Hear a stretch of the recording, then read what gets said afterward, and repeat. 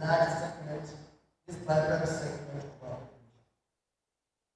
It is unfortunate that Nigerians, our 220 million of us, one of the richest countries of the world, that our young boys and girls are following the slave trade route across North Africa, crossing the Mediterranean and in the process land, that our young girls are being repatriated back from Italy, Spain, and in many of the European countries of the world. This still boils down to, I don't want to say it is full of Europe. It is more like the push out of Nigeria. It's the push factor that is basically taking them out of this country, across, taking this tortuous route. It's estimated that 60 to 70% of them don't make it across the desert. Some of those that make it across the desert end up as slaves in Libya. Those that are able to survive in Libya, some percentage of them, in large numbers, die on the Mediterranean, and a few of them end up in Lampedusa or one of the Italian islands. First in prison, before they probably are discharged and find some space. It's really not worth it. My advice, particularly to those of our graduates, the lucky graduates of 2015 of Western Delta University, other students and young persons in this room is, things may be difficult in this country, but I think it's better for you to hustle and fight it out within this country than to take the easy way out of going on a Japa mission. Because I have known of middle class, relatively well-doing people who have resigned from their jobs, sold off their businesses and houses, and be able to make it and catch them back.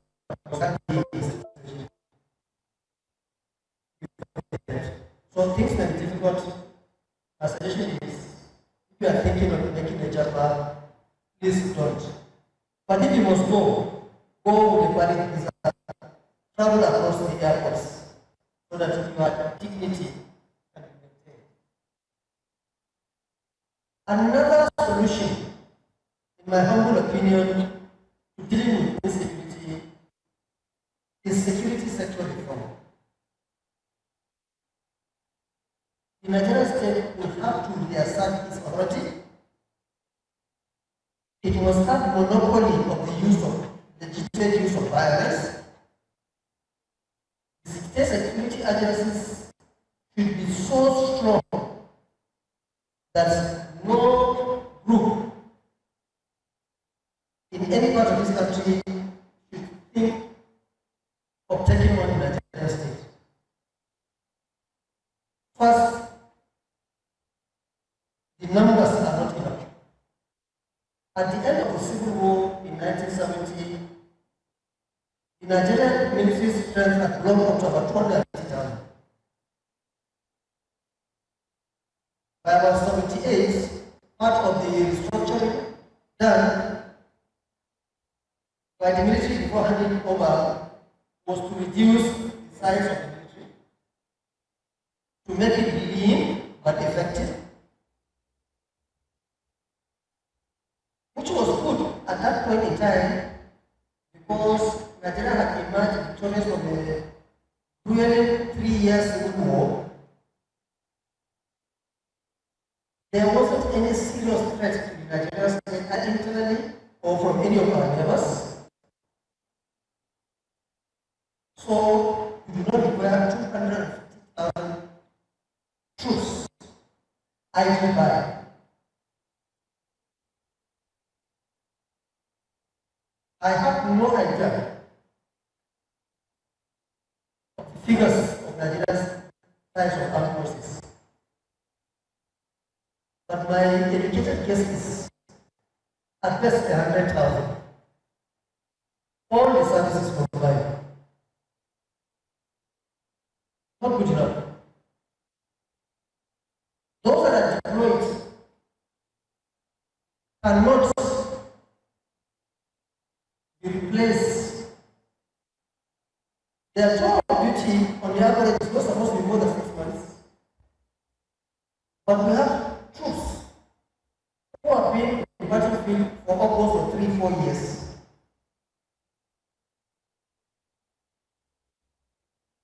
This is dangerous. Someone alone developed PTSD post-conflict.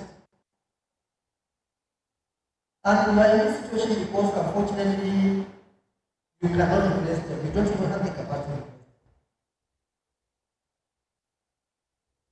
Secondly, we are not funding security enough. The budget figures may look attractive. The best we get is about 13 to 15%, which is, for a war situation, one is low.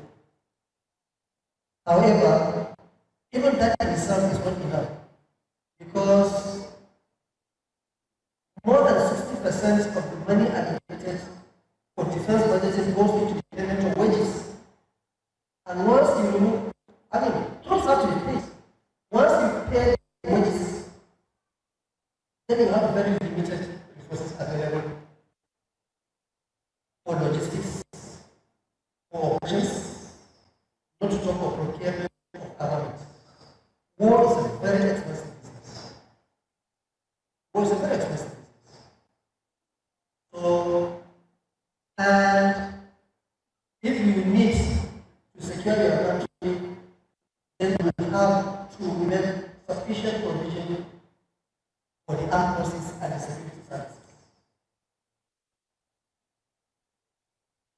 The need for training and retraining of the troops in terms of rules of engagement, in terms of how to deal with the civilian population, because in several places they are fighting, they are sometimes fighting in urban areas, and you are engaging in asymmetric warfare, where the enemy does not know where the enemy from, where you cannot tell the enemy from the combatant. So there's a need for a lot of training and retraining. There have been a lot of complaints about human rights abuses by our armed forces. Yes, sometimes they do occur. But research has also shown that human rights abuses occur where there is no officer supervision of others, mostly. Because for troops, they see the enemy as the person who killed a comrade in battle, and for them it is more like a revenge. But where there is officer supervision, the chances of human rights abuse are relatively low. Another solution to insecurity is to provide critical infrastructure. We just dropped this morning from me to this university in Oghara. I'm sure this distance should take us ordinarily maybe 15-20 minutes drive. It took nearly an hour on a very bad road. Now, which makes you a sitting target if anybody wants to attack you or anybody wants to attack you. Bad roads contribute to insecurity.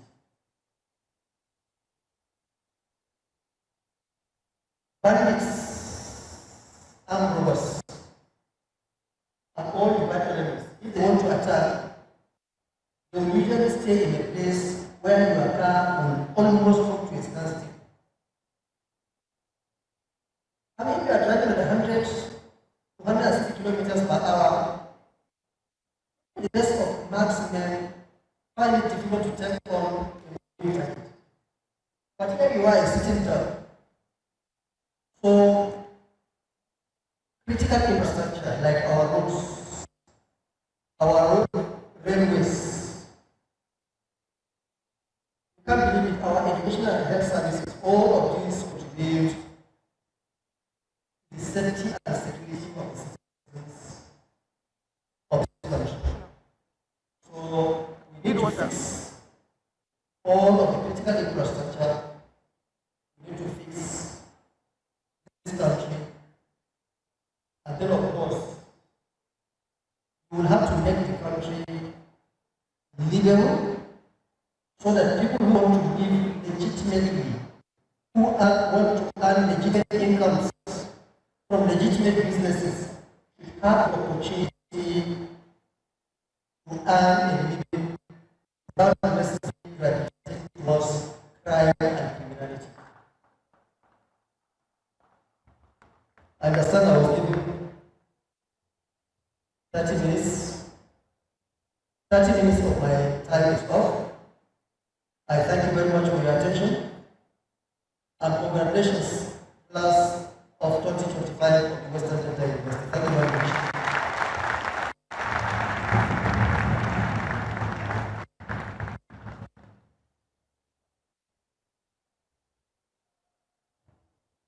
Please let's put our hands together one more time for the guest lecturer. Thank you very much. Thank you. I now have the honor to call on the Vice Chancellor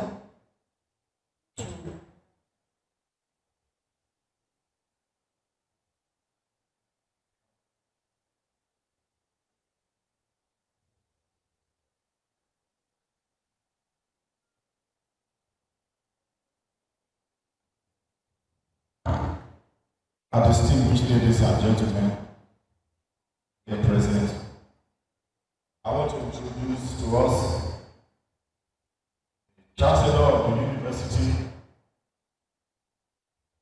and other eminent persons of the University. Chancellor, sir, His Excellency Chief Dr. Barrister Duke. That's the Chancellor of the University. I should also introduce to us the Pro-Chancellor of this great university, himself a very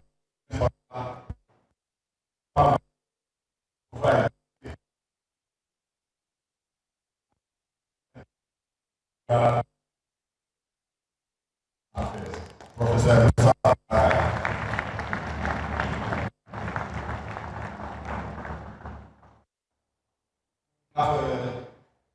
distinguished members of the Governing Council here. And first, please permit me to invite you, sir, beginning with the announcement presented later, beginning with you, sir. Can you come up to these chairs? Members of the Governing Council. And Professor Mora, Chairman and Pro-Chancellor of Indian University.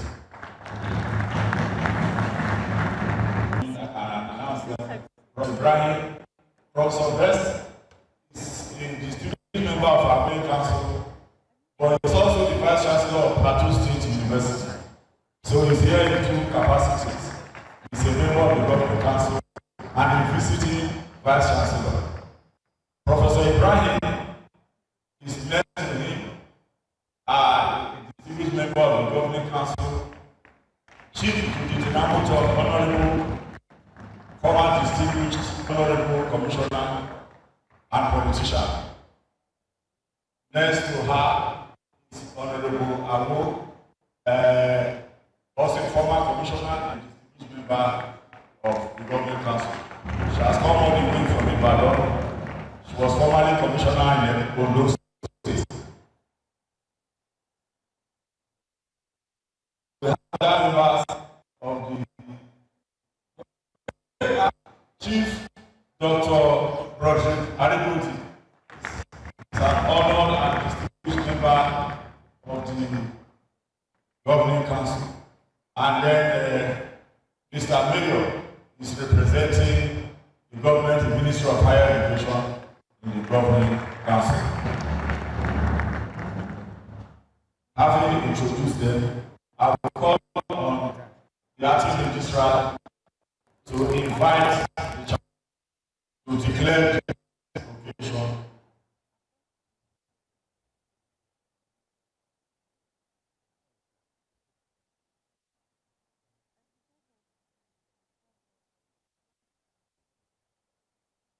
I have the honor and privilege to call upon the Chancellor to constitute the Assembly as convocation for the award of honorary degrees, higher degrees, and diplomas, first degrees, and presentation of prizes, and declare the convocation open.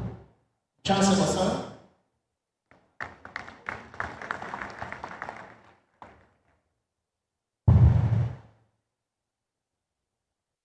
By the powers vested in me as a Chancellor, I hereby constitute this Assembly as a convocation of Western Delta University, at which honorary degrees, higher degrees and diplomas, first degrees and prizes shall be awarded. Declare the convocation open.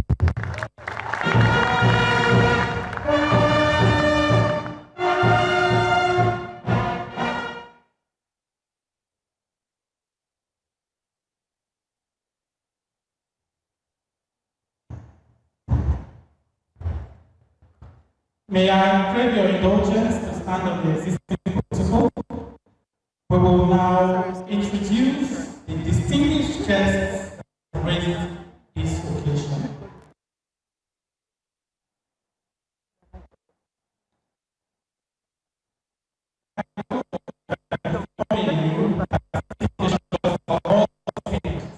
We will go through a list of dignitaries that are present. Ms. Nana will begin. Having our midst, Director, having our midst the Oghara Kingdom, His Royal Majesty, Oghara Nami,